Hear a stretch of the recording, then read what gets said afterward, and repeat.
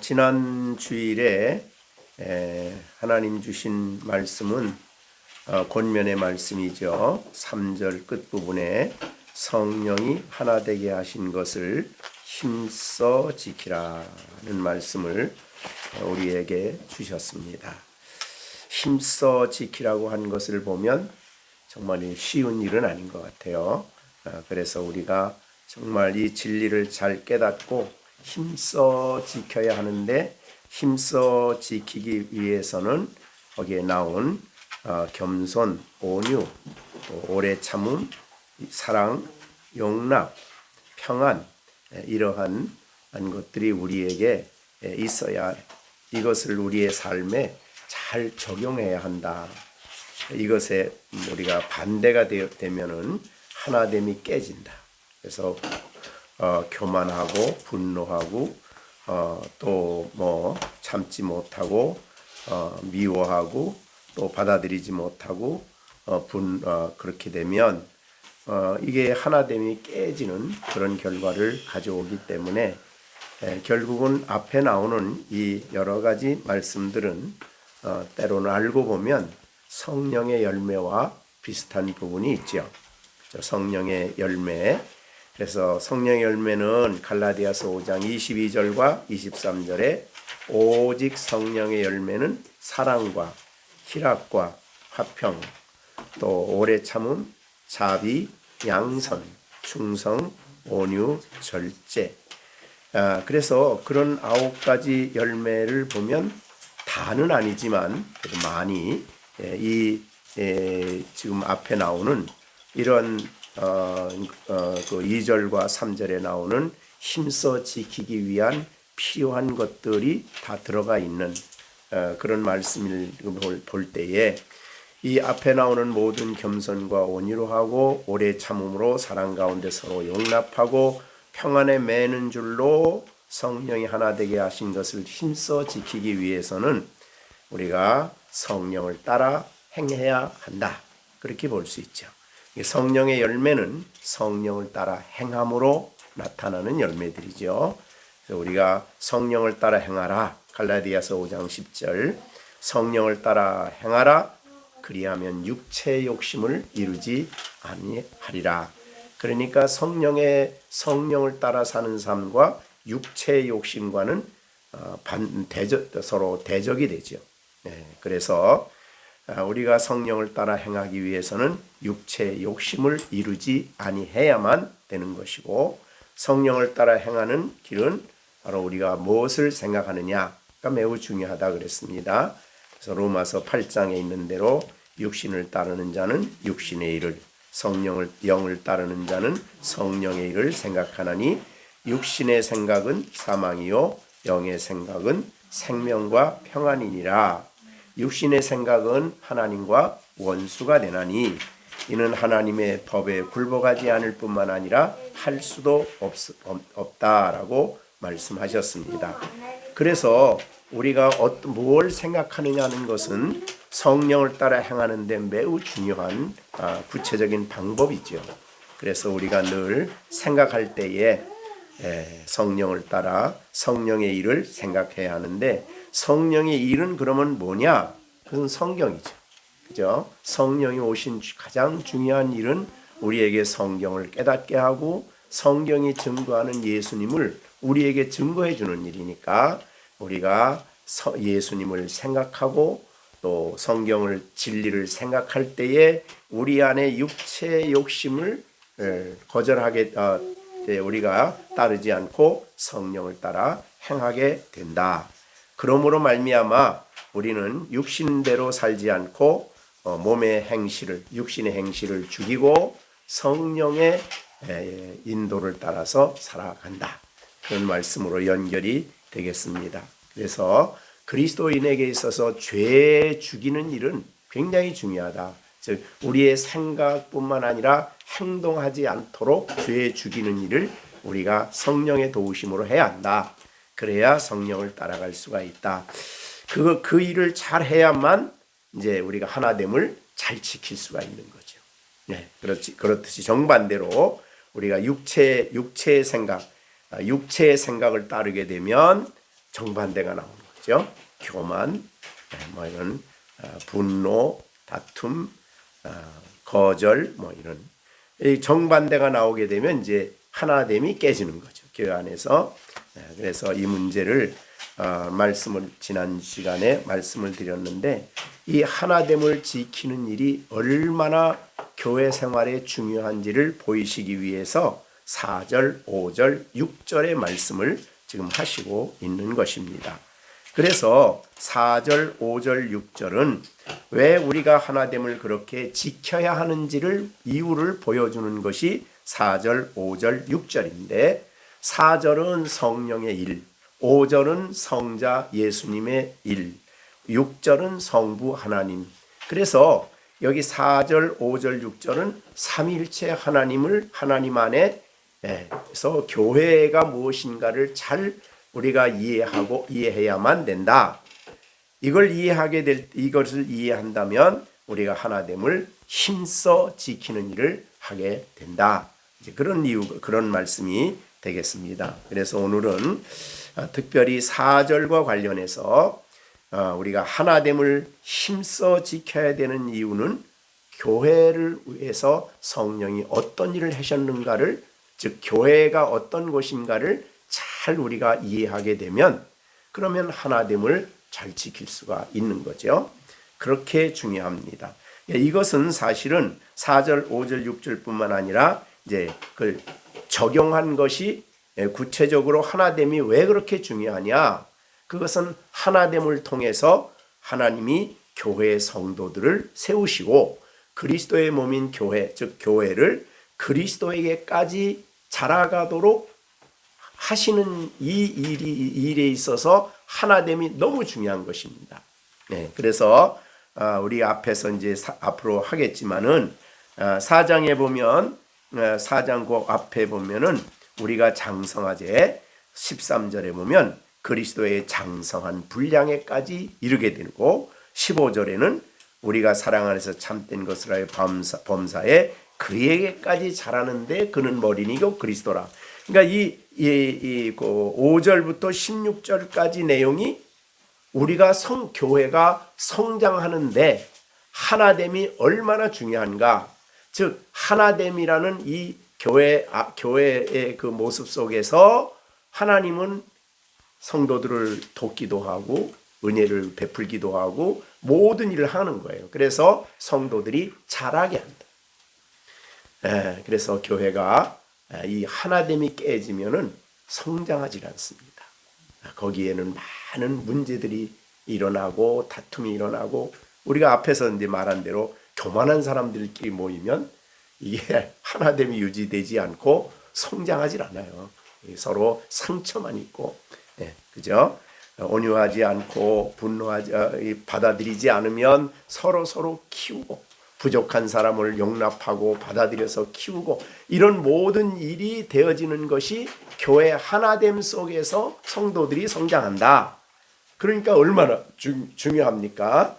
그래서 이 문제를 중요하게 다루면서 이제 4절, 5절, 6절에서 삼위일체 하나님의 교리와 관련해서 바로 교회를 설명하는 것입니다. 그러니 하나됨을 힘써 지켜야 한다라는 말을 하시고 있는 것이죠.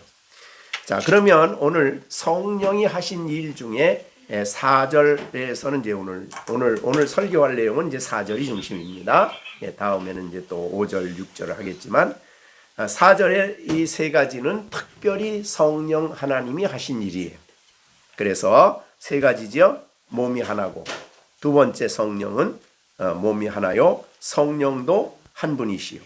이와 같이 너희가 부르심의 소망 안에서 한 소망 안에서 부르심을 받았다. 그래서 몸도 하나, 성령도 한 분, 한 소망.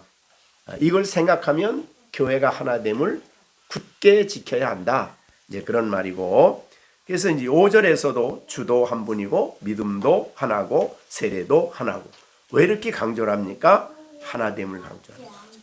그 다음에 6절에는 하나님도 한 분인데 만유 가운데 통일한다는 하나됨의 통일이란 말이 물론 이제 하나는 아니지만 그러나 어떻든 전체적으로 교회를 통일되게 하신다. 그런 의미로 볼 때에 정말 하나됨이 얼마나 중요한가를 이제 계속 삼위일체 하나님과 교리와 관련해서 강조하시고 있다. 그렇게 볼 수가 있습니다. 그러면 성령이 하신 일 중에 첫째, 몸이 하나다. 몸이 하나다. 굉장히 우리 교회와 관련한 성경의 가르침에 굉장히 중대한 교리입니다. 몸은 하나다라는 말을 하신 겁니다. 자, 그러면 교회를 몸이라고 말할 때 이미 하나님은 에베소서 1장 22절 23절에서 말씀하셨어요. 그죠? 22절 보면 또 만물을 그 발 아래 복종하게 하시고 그를 만물 위에 교회의 머리로 삼으셨어요. 누구를? 예수님을. 그리고 교회는 그의 몸이다. 그리고 만물 안에서 만물을 충만케 하시는 예수님의 충만이 교회 안에 있게 하셨다. 이게 이제 에베소 1장 22절 23절이에요. 그러니 그런 의미에서 볼 때에 오늘 본문에 몸이 하나요란 말은 머리도 하나죠. 그죠? 교회의 머리는 하나예요.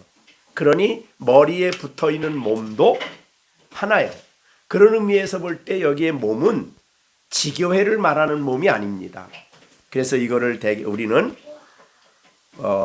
무슨 교회라고 그러냐면 무형교회라고 그러죠. 형태가 없는, 너무 커서 형태가 없습니다. 이 온 세계에 흩어져 있는 교회를 말할 때에 이 말을 사용한 것입니다. 여기서 몸이 하나다라는 말은 온 세상에 흩어져 있는 지상의 모든 교회. 그러니까 지금 있는 교회도 이 교회고 앞으로도 있을 교회까지 포함해서, 그리고 과거에 있었던 교회까지 포함해서. 그럼 과거에 있었던 교회는 뭐냐 하면 승리한 교회라 그래요. 그래서 승리한 사람들은 끝까지 믿음을 지키다가 하나님의 부름을 받아 영원한 영광에 가서 승리한 성도들이에요. 천국에 간 성도들은 승리한 성도들이고 승리한 교회죠. 그런데 이 땅에 있는 우리들은 지금 승리를 못하고 전투하는 교회예요. 그래서 싸우는 교회입니다. 그래서 이 보편교회는 땅에 있는 전투하는 교회와 하늘에 있는 승리한 교회를 다 포함하는 말이다. 그러니까 천국에 있는 사람도 그들의 머리는 그리스도고 우리도 그리스도 교회의 머리는 그리스도다. 이런 의미로 볼 수 있습니다. 그래서 이거를 형태가 너무 커서 무형교회라 그럽니다. 우리 이 교회는 우리 이제 열린샘 교회는 지교회라 그러죠. 이제 그 눈에 보이는 형태가 있는 유형교회 혹은 지교회 이렇게 이제 나누는데 지교회는 많을 수 있죠. 그런데 무형교회는 하나예요. 그렇게 우리가 보는 것입니다. 그러니까 우리 지교회 안에는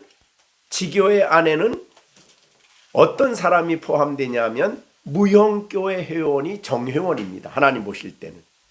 그러면 지상에 있는 이 지교회 혹은 전투하는 교회 안에는 거듭나지 않은 사람도 들어와 있습니다.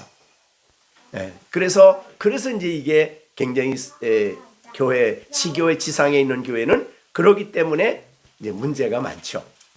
왜? 거듭나지 않은 사람들도 살다가 그가 부모님 때문에 혹은 주위의 권면 때문에 이런저런 이유로 지교회에 들어와 있어서 다니다 보니까 회원이 되고 다니다 보니까 직분을 받고 거듭나지 않은 사람도 그럴 수 있어요. 그래서 지상에 있는 교회는 참교회와 참교회가 아닌 이 둘이 같이 어우러져 있기 때문에 교회가 이제 문제가 많이 있죠. 물론 이제 교회 안에 들어와 거듭난 사람도 성장의 수준이 다르죠. 자라는 과정이 다르기 때문에 그들 사이에 갈등이 있을 수가 있어요. 그러기 때문에 지상에 있는 교회는 어려움이 올 수밖에 없죠. 그래서 이 땅에 완전한 교회는 없다라고 우리가 보는 거죠. 그래서 지상에 있는 지교회는 완전한 교회는 없다라고 얘기하는 것입니다. 그러나 이 지교회의 유형교인이냐 무형교인이냐라는 지교회 안에 있는 참 거듭난 성도는 그 거듭난 성도는 하나님 보실 때 그렇다는 얘기예요. 하나님이 보실 때는 거듭난 사람이고 그 사람이 교회의 정회원이 되는 것입니다. 근데 눈에 보이는 이 교회 안에는 그러지 못한 사람, 즉 거듭나지 않은 사람들이 들어와 있기 때문에 그 사람들은 하나님 보실 때는 참 교회가 아니죠. 그것이 그렇습니다. 근데 우리는 그것을 가리려고 해서는 안 되는 거예요. 그건 하나님 보시기에 이렇게 우리가 하나님만이 아시고 또 물론 이제 거듭난 본인은 알죠. 그러나 나 말고 다른 사람에 대해서 저 사람은 거듭나지 않았어라고 우리가 평가하는 것은 옳지 않습니다. 그러나 어떻든 무형교회 그런 보편교회라고도 말을 하고요. 어떻든 승리한 교회, 전투하는 교회가 같이 포함되어 있는 것이 몸이다. 그런 의미에서 하나예요. 자, 그러니까 이 지상에는 지교회가 엄청 많습니다. 그러나 하나예요. 누구 보실 때? 하나님 보실 때. 그 하나라는 것이죠. 그런 의미에서 하나다라고 말을 하는 것입니다. 자, 그런데 이 하나된 교회의 머리가 그리스도예요. 그죠? 교회의 머리는 그리스도 한 분이에요. 그러니까 머리가 하나고 몸이 하나이기 때문에 나누어질 수가 없는 거죠. 그래서 십자가에 죽으셨다가 부활하셔서 하나님 오른편에 앉으신 예수 그리스도를 교회의 머리로 삼으셨어요. 그렇게 삼으신 분이 하나님이십니다. 하나님의 능력이 그렇게 머리로 삼아주셨죠. 그러면 머리가 됐다는 의미는 무슨 뜻일까? 여러분, 우리가 살아가는 동안에 이제 우리의 몸으로 설명하는 거예요. 몸으로 설명할 때에 손이 하나 잘라도 생명이 살아요. 다리가 잘라도 살아. 다리가 하나 잘라져도. 그러니까 몸의 어떤 부분이 잘라져도 살지만은 머리하고 몸이 잘라지면은 그 어떻게 돼요? 살까요, 죽을까요? 그건 죽어요. 머리하고 떠날 수가 없는 거예요. 몸이. 자, 그런데 우리가 이제 몸과 머리와 모든 머리의 신경과 몸이 다 연관돼 있어서 모든 몸의 활동과 또 모든 생각, 모든 일에 필요한 모든 것들은 머리에서 공급이 돼요. 그죠? 머리로부터 생명이 근원이 머리예요. 그렇기 때문에 우리는 이 머리에서부터 모든 은혜를 공급받아야 돼. 그런 의미에서. 머리는 누구라고요?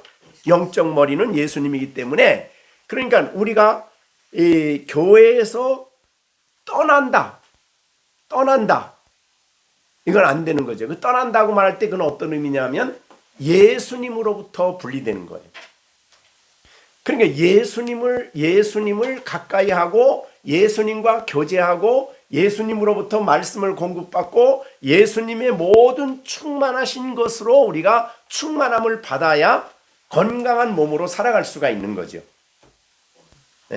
그러니까 이 교회 사실은 하나 되게 하신 분이 그리스도이지만은 그리스도신데 우리 성령이신데 거듭나게 하셔서 하나 되게 하셨죠. 그러면 우리는 이제 이 교회 안에 있어야 될 거 아니에요. 교회 안에 있는다는 의미는 내가 주일날 되면 물론 이제 예배드리러 나오지요. 근데 중요한 것은 날마다 예수 그리스도로부터 머리 대신 그리스도와 항상 연결되어 있어야만 된다는 뜻이에요. 자, 그러면 예수님을 가까이 하고 예수님과 교제하고 예수님으로부터 오는 모든 지시와 말씀과 인도를 받으며 살아가야 된다. 그러니까 예수님과 관계가 끊어져서는 안 되는 거죠. 그건 죽는 겁니다. 그런 정도로 예수님은 교회의 머리가 되신다라는 말을 우리가 잘 생각을 하셔야 됩니다. 예수님을 사랑하고 예수님 한 분만으로 사시는 교회는 부족함이 없는 게 바로 교회입니다. 자, 우리가 신앙생활하면 여러 가지 많은 문제들이 올 수가 있어요. 그래서 뭐 신비주의, 그 다음에 무슨 그 금욕주의, 또 무슨 여러 가지 잘못된 종교 운동은 거의가 다 머리와 상관이 없는 거예요. 머리가 있어야 할 자리에 다른 것이 가 있으면 안 되는 거예요. 자, 우리가 머리로부터 와야 되는 모든 은혜를 공급하는 거를 그 자리에 사람을 세운다 그러면 이제 그 다음에 이게 이단이 되는 거죠. 그래서 그러니까 우리 이제 신앙인들에게는 그런 말을 하죠. 우리가 이제 그 신조에 보면은 이 교회 성도들은 자유가 있다 그래. 자유. 그 자유는 뭐냐면, 그러니까 우리 그리스도인의 자유를 누구도 억제해서는 안 된다는 거예요. 그러니까 우리는 하나님이 주신 양심을 가지고 하나님의 지도만 받아야 돼. 그리스도의 통제만 받아야 되는 사람이에요. 그 외에 누구도 나의 영혼을 지배하게 해서는 안 돼요. 그래서 교회의 목회자들도 교인의 영혼을, 교인의 생명을 지배해서는 안 돼요. 어떻게 해야 되냐면 성도들을 그리스도와 연합하게 하고, 그리스도와 고린도전서 11장인가요? 바울은 나는 중매자다 그래서 중매자. 목회자는 중매자예요. 자, 세례 요한이 이 땅에 오셔서 일할 때에 모든 사람들이 세례 요한을 바라보며 혹시 이 사람이 메시아가 아닌가? 라고 물었을 때 세례 요한이 뭐라 그래요? 나는 메시아가 아니야. 나는 메시아가 아니고 내 뒤에 오시는 분은 성령으로 세례를 주신 분이 오시는데 그분이 바로 주님이 메시아다. 이렇게 증거를 했어요. 그리고 난 다음에 이제 예수님이 세례 주기 시작하니까 사람들이 누구에게로 가요?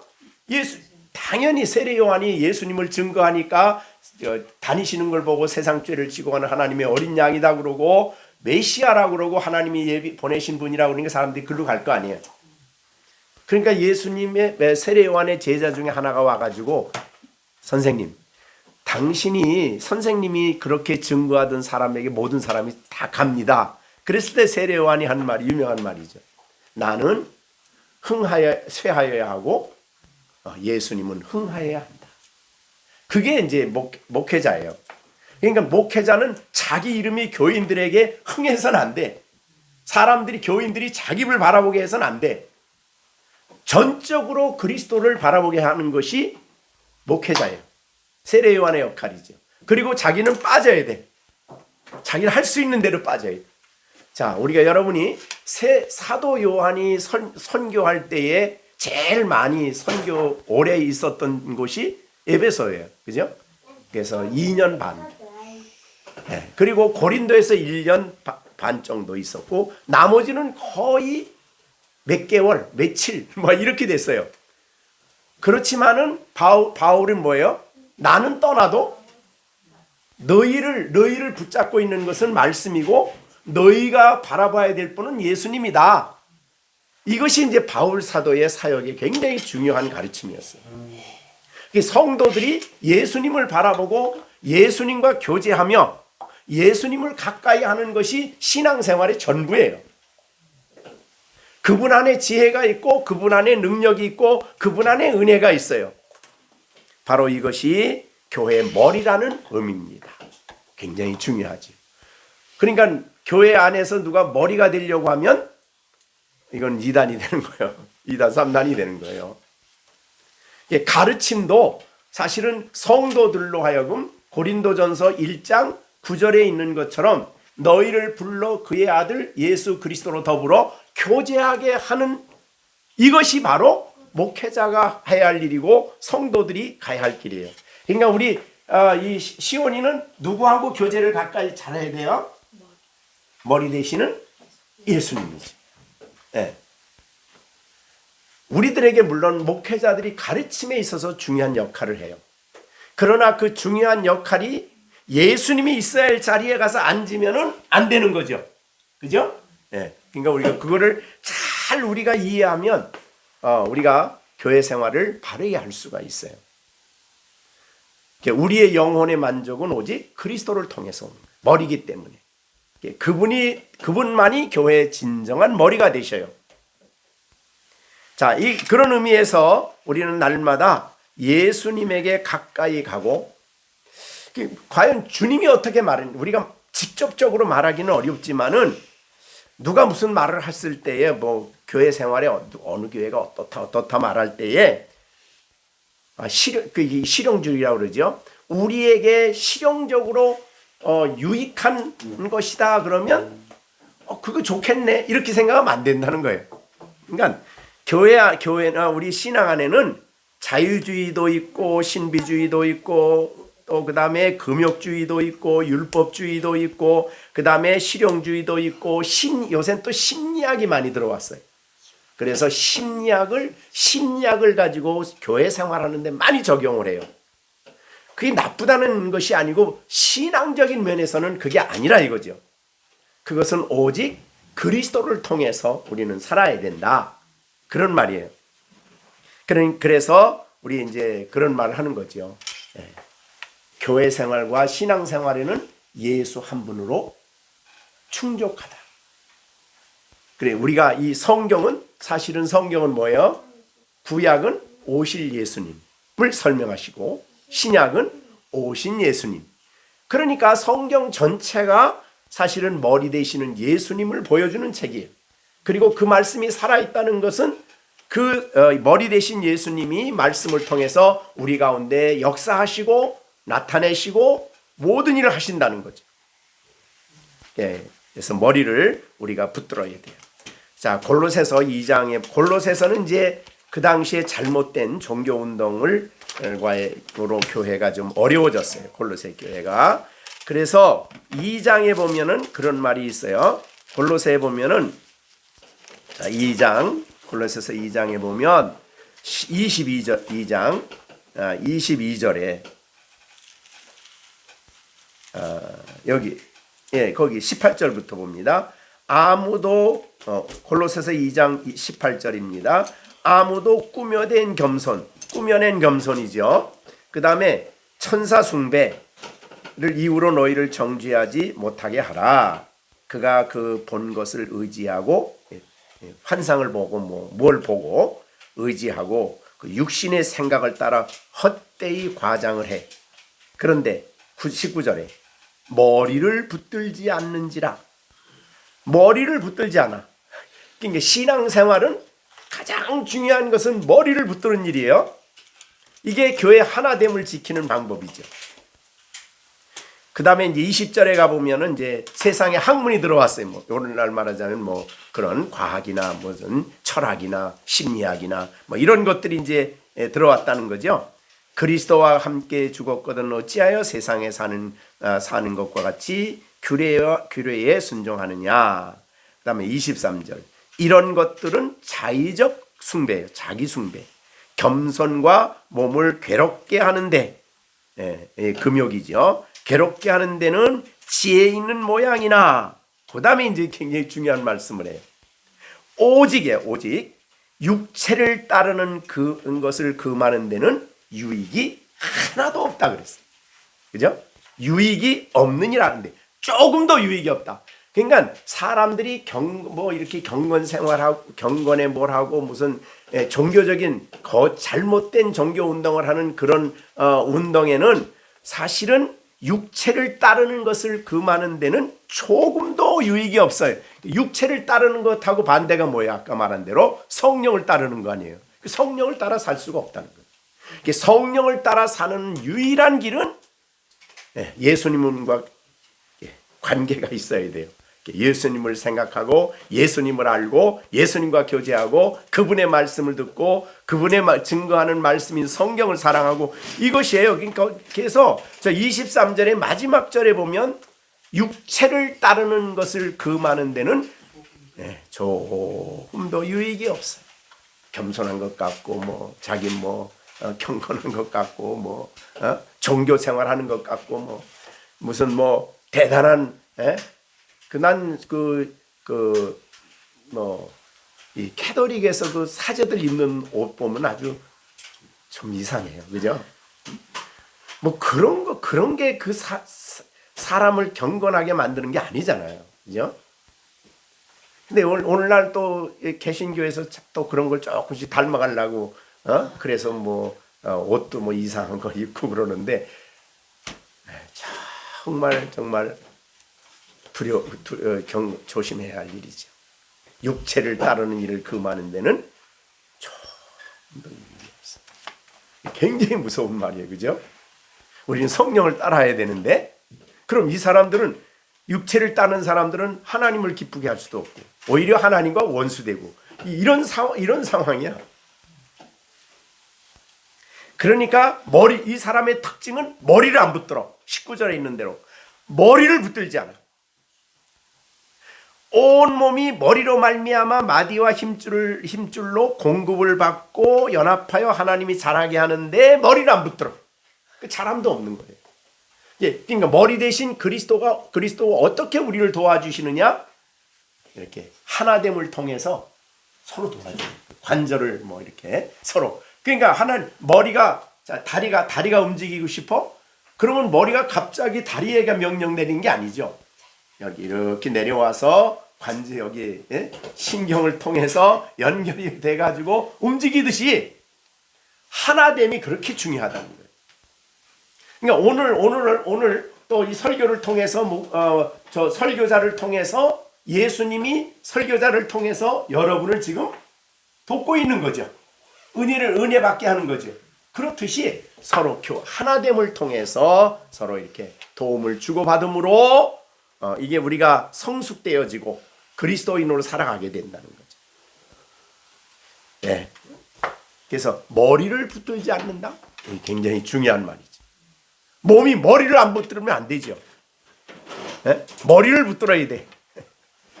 그러니까 그 붙드는 방법은 몸의 하나됨을 통해서 그리스도와 끊임없이 연결되어 있어야 된다.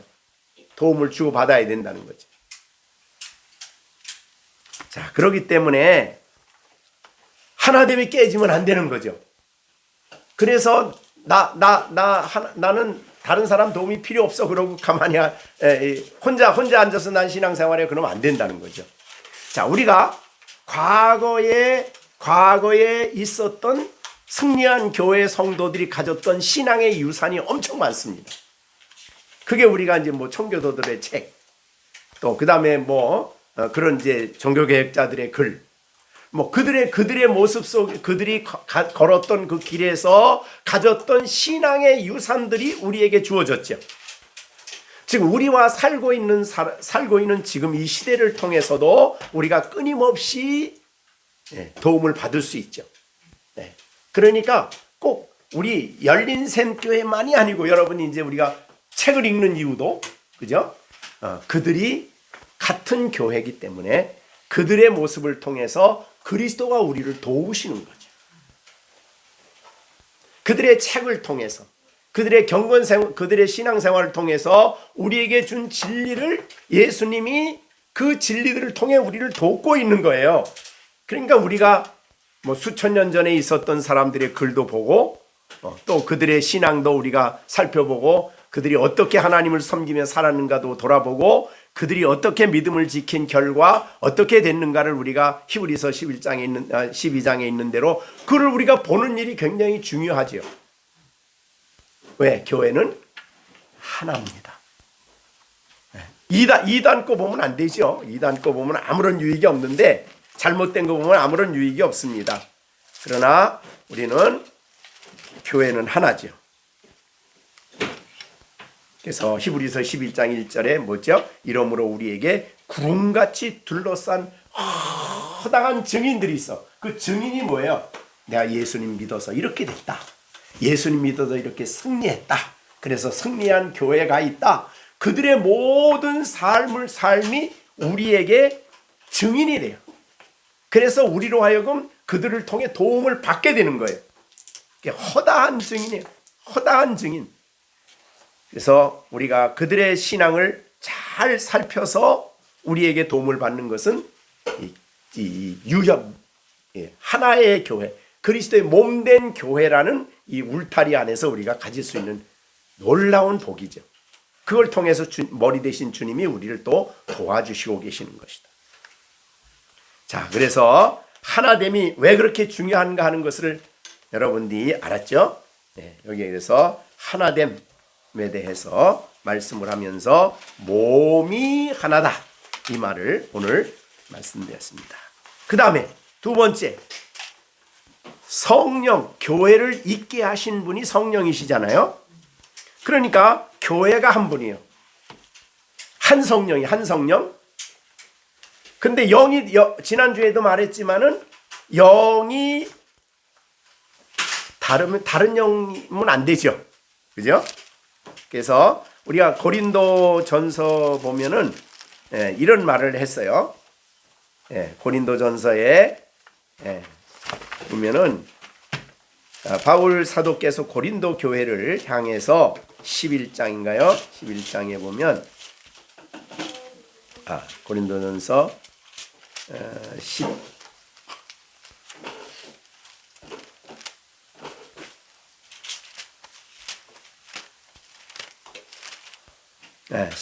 고린도 후서네요. 후서 11장 4절 보세요. 만일 누가 가서 우리가 전파하지 아니한 다른 예수를 전해, 혹은 너희가 받지 아니한 다른 영을 받게 해, 혹은 너희가 받지 아니한 다른 복음을 받게 할 때에 어떻게 돼요? 너희가 고린도 교회는 어떻게 했어요? 잘 용납한다는 게 뭐예요? 거짓 교사들이 가서 다른 복음을 전하고 다른 얘기를 하면 왜 그렇게 잘 받아들이냐? 우리나라도 지금 얼마나 잘 받아들여요. 이단들이 그냥 이단이라고 문만 열면 그냥 10만 20만 보통이 아니야. 그때나 지금이나 이런 부분은 우리가 경계해야 할 부분이지. 자, 우리는 사도들이 믿었던 그 성령, 그죠? 예수님이 받으셨던 그 성령, 그 성령은 우리에게 어떻게 오십니까? 어떤 일을 하십니까? 성경 66권을 통해서 자신을 알려주시죠. 그래서 너무 우리가 골로새서에 있는 것처럼 내가 기도했더니 하나님이 알려주시고 그런 얘기하는 거 보면 조금 그래요. 내가 기도했는데 예언을 받고 계시를 받고 지금 우리 지금 광화문에서도 그 대단하게 하시는 분도 그 얘기를 왜 그렇게 자주 하는지 몰라. 기도하는데 대통령이 어떻게 됐고 그냥 혼자 가만히 있으시지. 근데 그런 거 하면은 자기가 높아지기 쉽죠. 그죠? 그게 이제 모세의 잘못이잖아요. 그죠? 모세가 가나안 땅에 들어가지 못한 이유는 딱 한 가지 때문이에요. 뭐죠? 하나님이 가서 야 너 저 가서 물을 내라 그래서 명령해서 내라 그랬죠. 돌 앞에 서서. 근데 너무 성경에 보니까 너무 백성들이 속상하게 하니까 나를 무시하는 것 같아. 야, 좀 내가 위대한 사람이니까 좀 보여야 되겠다 이런 생각이 있어가지고 딱 그 앞에 가서 우리가 너희를 위해서 물을 내랴 그러고 한 대 쳤어요. 그것 때문에 못 들어갔어. 가나안 땅. 사람들 앞에 자기를 좀 높이고 나를 좀 이렇게 높게 봐달라는 그런 생각이죠. 야, 그러니까 그게 모세에게 그 진리를 줌으로써 얼마나 하나님이 이 부분을 목회자들에게나 주의 일하는 사람들에게 얼마나 하나님이 중요하게 심각하게 다루는가를 보여준 거예요. 지난데도 말씀드렸지만은 그 SNS 요새도 광화문에서 이렇게 그분 만세를 다 부르고 저렇게까지 되면 안 되는데 그런 생각이 들어가요. 그분이 귀한 일 하는 게 나쁜다는 게 아니라 사람이 어느 수준에 가면은 백성들 앞에 자기가 높여져야 돼. 그리고 내가 대단한 사람으로 여겨지게 되기를 바라고 있는 것. 그러니까 그런 것이 그런 모습으로 나타나면 이제 그 다음에 영적으로 굉장히 잘못된 일로 가기가 쉽죠.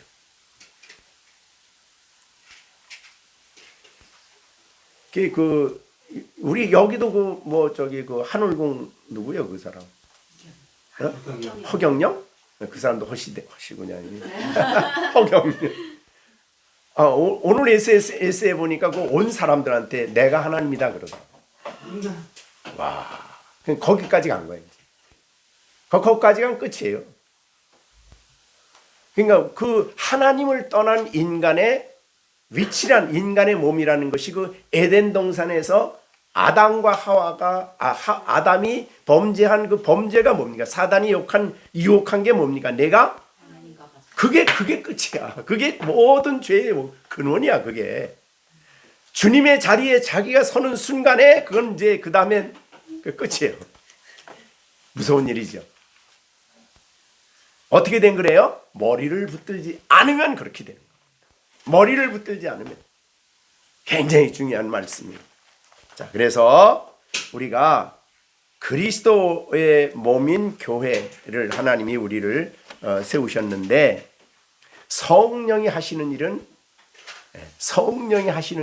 일은 예수 그리스도를 증거하는 일. 그죠? 자, 우리가 요한복음 15장 26절 보세요. 왜 보혜사 성령을 보내주시는가? 요한복음 15장 26절.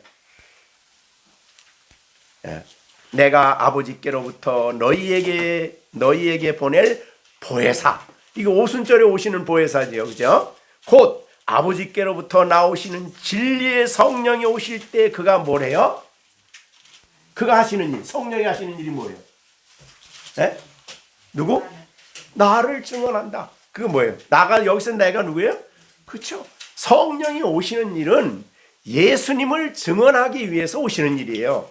예수님을 증거하고 예수님을 보여주고 예수님을 믿게 하고 예수님을 나타내고 예수님이 하신 일을 우리에게 밝혀주시는 일, 이게 바로 성령이 하시는 가장 중요한 일이에요. 그리고 예수님은 아버지를 높이는 일을 하고, 이게 삼위일체의 질서죠. 또 하나, 요한복음 14장 26절. 14장 26절. 보혜사 곧 아버지께서 내 이름으로 보내실 성령 그가 너에게 모든 것을 가르쳐요. 그 다음에 또 내가 너에게 말한 모든 것을 뭐하게 해요? 생각나게. 그러니까 성령이 오시는 일은 예수님을 증거해서 믿게 하시고 예수님이 하신 말씀을 의미를 잘 설명해서 가르쳐 주시고 예수님이 하신 말씀을 다시 생각나게 하셔서 그 말씀 가운데 살아가게 하는 것이 성령이 하시는 일이에요. 그런데 모든 이단들을 나중에 이제 잘못되는 경우를 보면은요, 자기가 성령이 자기 안에 특별히 역사해서 뭐 예언한다, 뭐 계시를 준다, 뭐 이러기 시작하면 이제 그 다음에 잘못된 대로 가는 거예요. 자, 성령은 성경을 쓰게 하신 분이 성령이시죠? 그러면 자신이 성경을 쓰고 성경과 어긋나거나 성경과 반대되는 일을 하지 않겠지요. 그럼 우리가 그렇게 생각하면 성령이 오신 중요한 이유를 우리에게 기준을 가질 수가 있어요. 그래서 마지막 시대에는 계시록에 있는 대로 원수 마귀도 별짓 다 해요. 예언도 다 하고 마귀도, 그 다음에 하늘에서 막 불도 끌어내리고 기적도 행하고 별거 다 해. 그런데 오염되면 안 된다. 그 흔들리면 안 된다는 거예요. 그러니까 그 사람이 별걸 다 해도 성경을 가까이 하지 않고 그리스도를 붙드는 일을 멀리하게 하고 사람을 붙들게 하고 사람을 바라보게 하면 이건 잘못된 겁니다. 그거 우리가 분별을 할 줄 알아야 된다는 거예요. 이것이 우리가 그러니까 성령도 한 분이에요. 그러니까 한 분이신 그 성령이 하는 일은 뭐냐?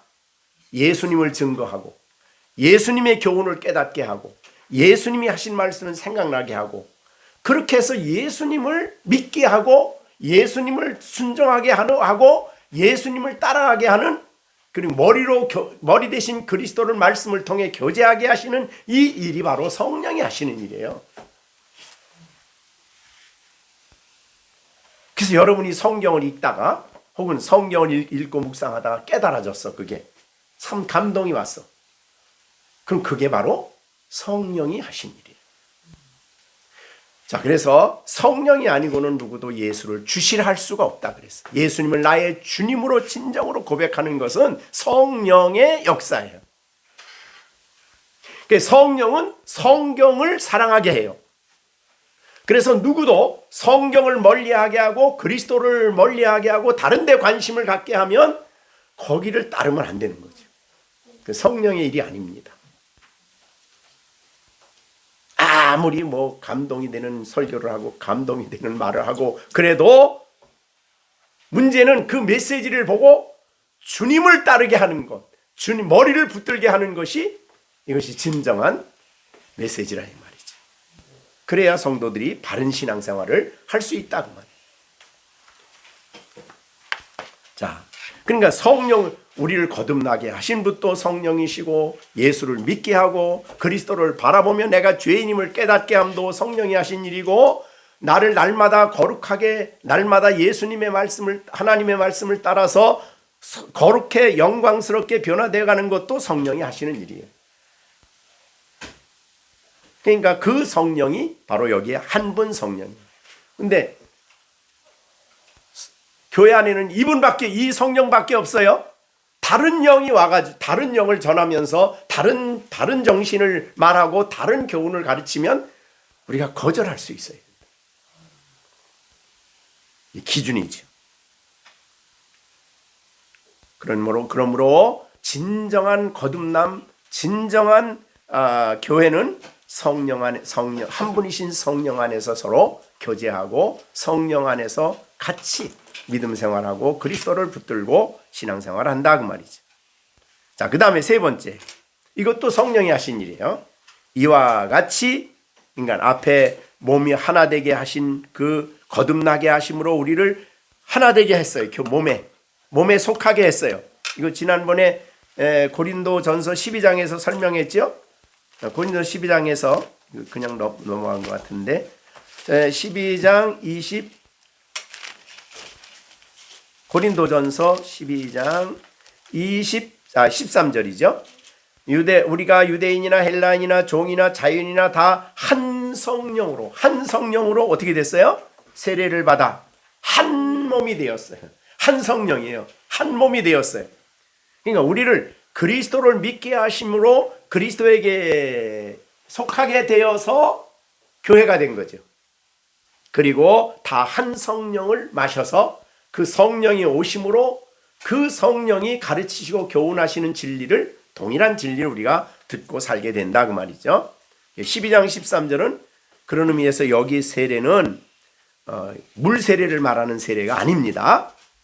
이 성령이 우리 안에 오셔서 우리를 그리스도에게 한 몸 되게 하시는 성령의 역사를 세례라고 표현한 것입니다.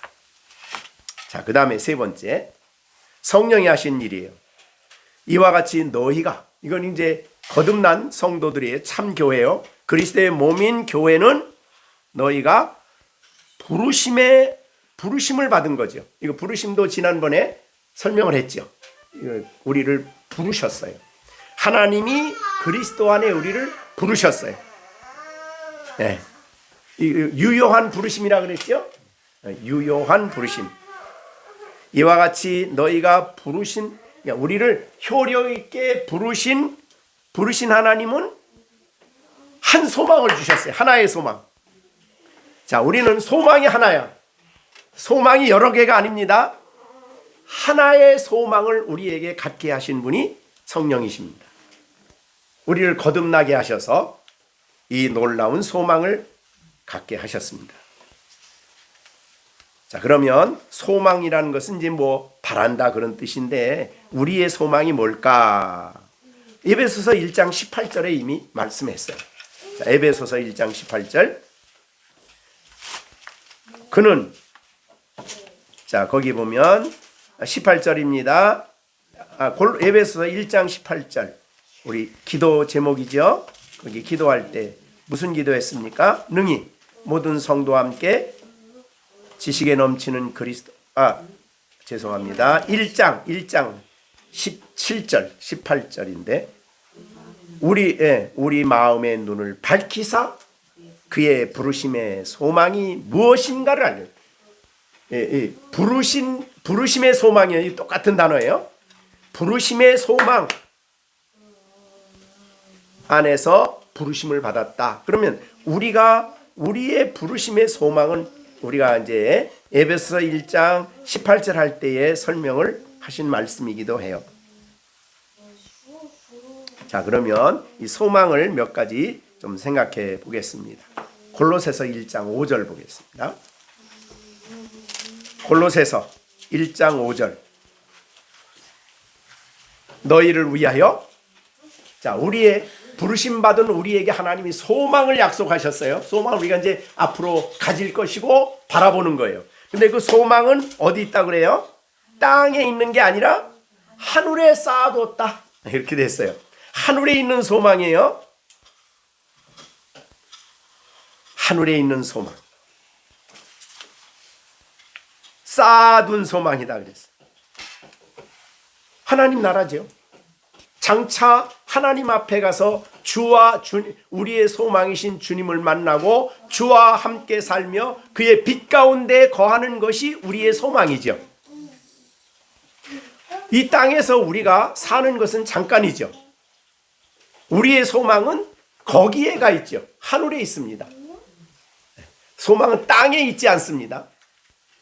복음이 말하는 소망은 하늘에 우리를 위해서 하나님이 예비하신 그 소망이에요. 그게 이제 아마 계시록 22장 1절부터 5절까지의 내용이고, 물론 21장도 가능하지만 우리가 생각할 수 있지만은 하나님이 우리를 위해서 예비하신 영광의 나라, 창세로부터 예비된 영광의 나라, 그게 우리의 소망이지요. 거기에는 예수님이 성전이고 하나님이 성전이고, 거기에는 모든 생수가 하나님으로부터 흐르고 우리가 거기서 영원토록 거하는 그 영광의 나라가 우리의 소망이죠. 땅에 소망이 있다면 땅에 오래 살아야 되는 건데 그렇지 않아요. 우리는 잠깐이에요. 그리고 하나님이 하늘에서 부르신 부름의 소망을 향해서 가는 거예요. 장차 그 앞에서 주님이 주실 영원한 영광을 바라보며 우리는 이 땅에서 신앙생활을 하는 것이다. 이렇게 볼 수 있죠. 자, 우리 마태복음 25장에서는 마지막 예수님이 재림하셔서 하시는 말씀이죠. 재림하셔서 요한복음 25장에서 말씀하십니다. 34절. 그때에 재림하신 예수님이 그때의 임금이 그 오른편에 있는 자들, 믿는 사람들이죠. 오른편에 있는 자들에게 이르시되 내 아버지께 복 받을 자들이여 나와 창세로부터 너희를 위해서 예비된 나라를, 그렇죠, 이것이 우리의 소망. 창세로부터 예비해 놓은 거예요. 구원받을 우리를 위해서. 여기 안 가는 사람은 어떻게 되는 거예요? 여기에 못 가는 사람은 여기 못 가는 사람은 생각하기도 두려운 일이죠. 그죠? 46절에 영보래. 그죠? 영보래. 무서운 일이죠. 영이란 말이 무서운 말이에요, 원래. 그죠? 잠깐 동안만 고생받으면 얼마나 끝날 거 아니에요. 근데 영이야, 영원히 하나님 형벌이에요. 자, 요한계시록 22장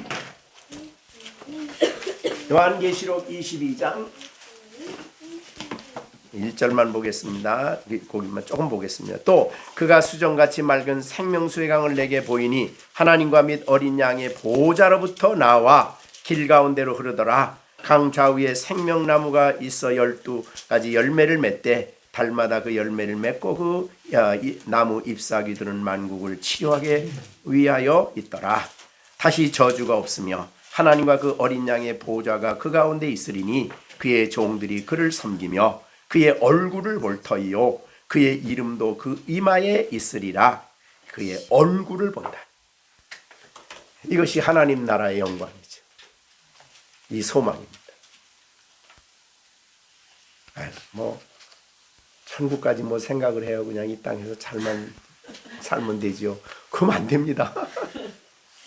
우리를 부르신 소망은 이 땅이 아니에요. 그렇다고 이 땅이 필요 없다는 게 아니죠. 이 땅은 그 나라를 가기 위한 준비가 이 땅에서 우리가 되어지는 일이기 때문에 중요하지. 그래서 좀 여러분은 아직 뭐 그런 생각까지는 안 하시겠지만 바울 사도는 빌립보서 1장에서 뭐라고 표현해요? 내가 그 두 사이에 끼었으니, 그죠? 차라리 세상을 떠나 그리스도와 함께 있을 것이 훨씬 더 그 소망이죠. 영원한 그 나라죠. 우리 앞서간 성도들이 가 있는 그 나라, 거기를 훨씬 더 좋다. 여기와 비교가 안 된다. 그러나 내가 육신으로 있는 것이 너희를 위해서 유익하다. 다른 사람을 위해서 유익한 거죠. 바울 사도에. 자, 여러분들 보면요, 하나님 나라 훨씬 더 좋습니다. 그 소망이 훨씬 더 좋습니다. 거기는 고통도 없고. 그러나 우리 시령이를 위해서는 엄마 아빠가 훨씬 더 이 땅에 있는 것이 유익한 거죠. 그죠? 엄마 아빠가 있어야 우리 시준이, 시온이, 시환이가 잘 크는 거죠. 그들을 위해 유익한 거예요. 개인적으로 볼 때는 그 나라가 그렇게 우리에게 실감 있는 우리의 소망입니다. 다른 데 소망이 있지 않아요. 이 소망이 여러 군데 있는 게 아니에요. 하늘에 쌓아두신 유일한 우리의 소망입니다. 성령이 우리를 그곳에 합당한 자로 우리를 만들어 가시죠. 자, 우리가 이제 이런 면에서 볼 때에 우리를 그렇게 그 나라에 합당한 자로 우리를 만들어 가시고 키워 가시고 성화시켜 가시는 그 모든 일을 교회 안에서 하신다. 하나된 교회 안에서. 그게 이제 앞으로 나올 뒤에 나오는, 아까 이미 말씀드린 대로 그리스도의 장성한 분량에 이르도록 자라게 하실 때 교회를 통해서 하시는. 그러니까 교회가 우리에게는 그런 의미에서 엄청 중요하죠. 하나됨을 그래서 깨서는 안 돼요. 나 혼자. 그래서 우리가 나 혼자 신앙생활하는 사람들은 대개 그걸 뭐라 그러냐면 무교회주의라고 그러죠. 무교회주의자들.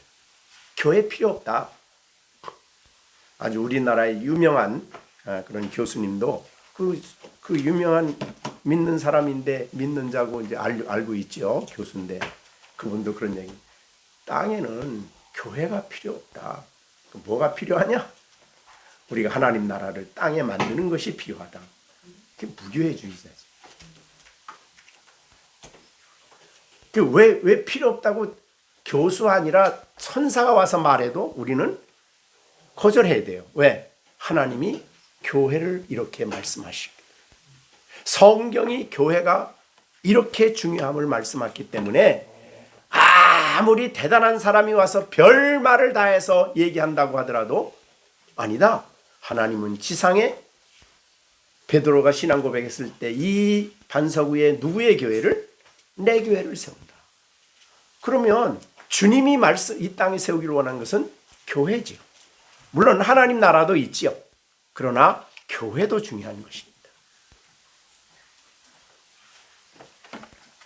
이제 우리가 말씀을 정리해 보겠습니다. 우리는 이 땅에 있는 이 교회, 하나님이 교회에 속하게 하시고 또 교회 안에서 성령으로 우리를 거듭나게 하셨고 성령 안에서 신앙생활하게 하시기 때문에 교회를 통해서 이제 앞으로 우리에게 어떤 일을 하실 것인가에 대한 내용이 그 다음 뒤에서부터 이제 나와요.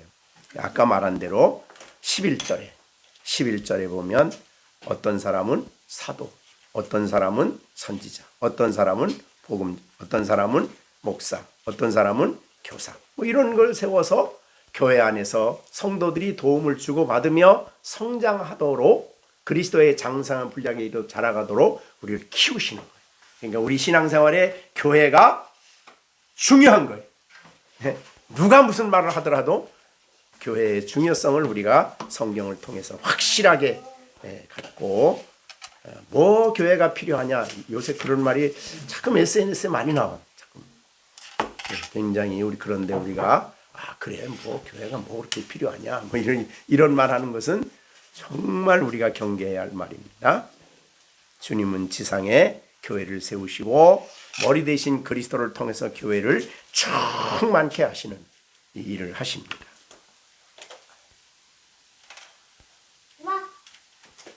여러분을 하나님이 이렇게 우리 교회에 속하게 하시고 예수 그리스도의 말씀을 들으며 그리스도를 통해서 은혜 받게 하신 이 은혜에 대해서 늘 감사하며 신앙생활을 해야 되겠습니다. 그죠?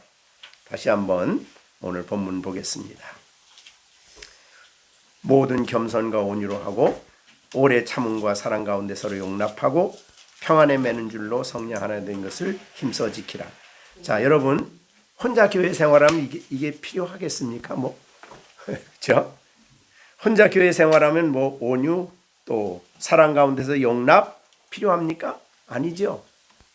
교회 안에서 사랑과의 관계 속에서 이런 것들이 겸손이 필요하고 온유가 필요하고 인내, 사랑 가운데서 혼자 있으면 이거 필요 없어요.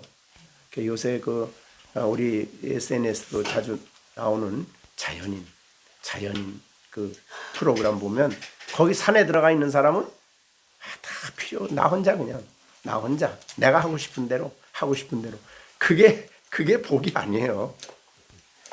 하나님, 우리가 복은 하나님 안에서 그리스도 안에서 있는 거지 내가 하고 싶은 대로 다 한다고 복이 아니죠. 괜히 그런 말에 속으면 안 되지.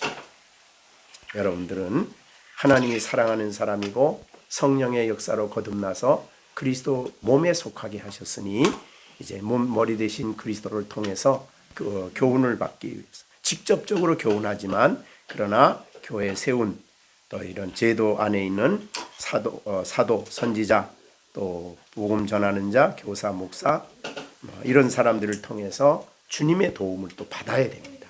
그래서 우리의 신앙이 잘 성장하는 여러분들이 되시기를 바랍니다. 기도하겠습니다.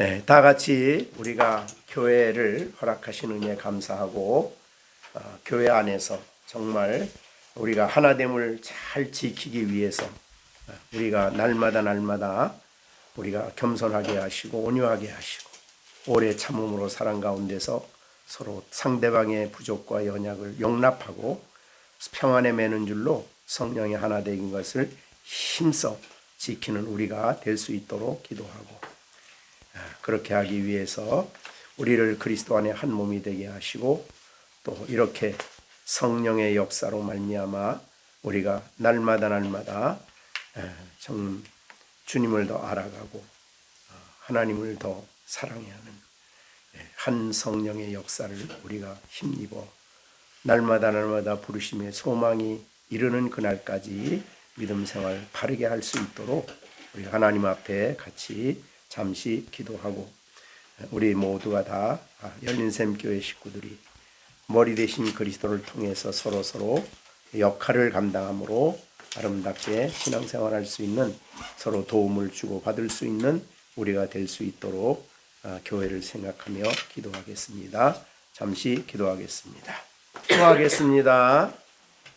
이제는 우리 주 예수 그리스도의 은혜와 하나님 아버지의 넓고 크신 사랑과 성령의 교통하심이 주의 말씀을 듣고 교회 하나됨을 잘 지킬 것을 다짐하는 이들 가운데 이제로부터 영원토록 함께 계실지어다. 아멘.